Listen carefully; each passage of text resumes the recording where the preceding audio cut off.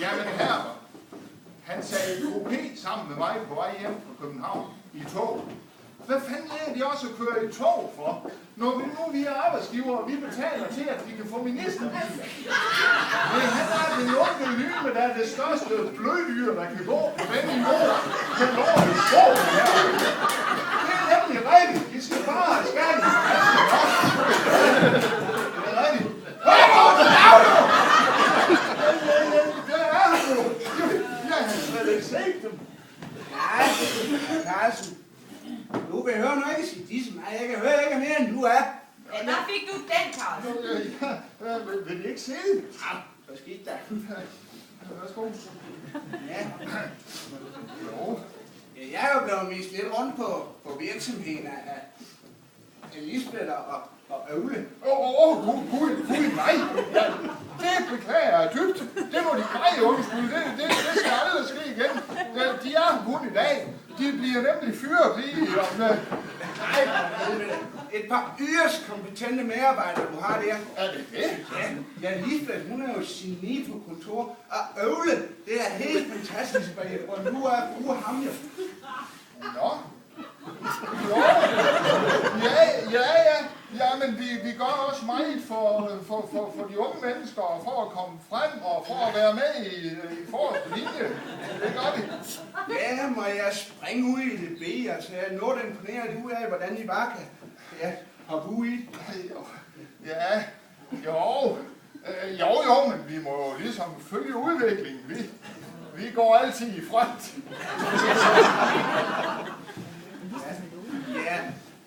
Ja, Lisbeth, hun har lovet mig, at jeg må indtage den første ordre inde på EDV-anlægget her.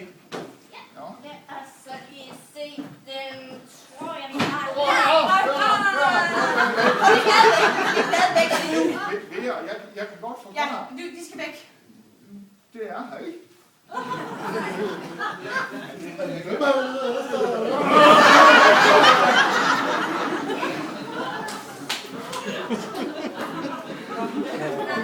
Værsgo. Ja,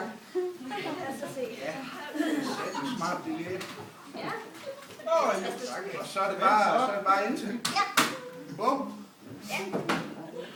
Helvede, Carlsen. Mange tak. Det er nok lidt svært at blive slut den her med det her.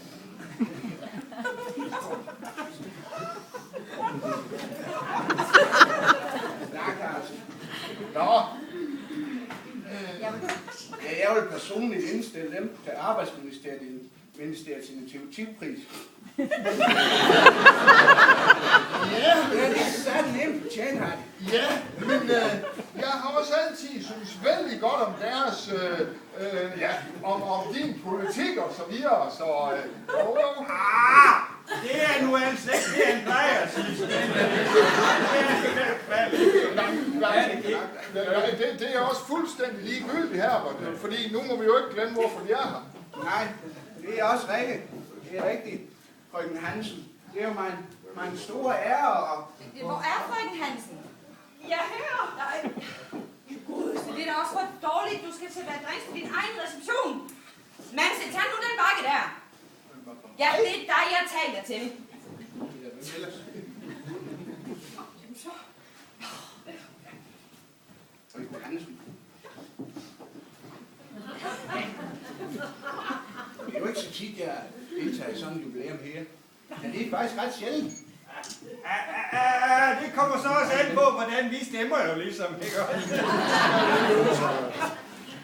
Ja. Men det er man også en stor glæde at overrække denne... Nej, det er jo...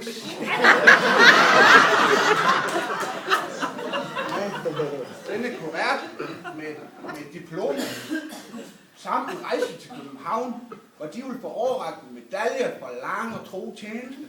Tillykke på. Tak skal vi have. Ja.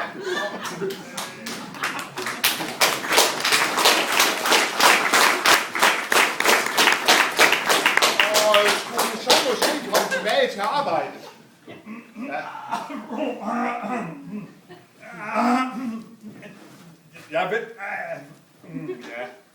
Jeg vil da også gerne lige på medarbejdernes vegne overrække dem dette Her som tak for et godt kammeratskab.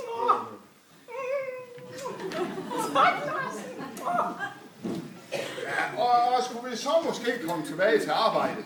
Ja. Jeg og min mand vil naturligvis også ønske dem stort tillykke. Ja, tillykke, fru Økken Hansen, og lad os så skynde os at komme tilbage til arbejdet. Og tak for et langt og stabilt samarbejde. Tillykke, frøken Hansen.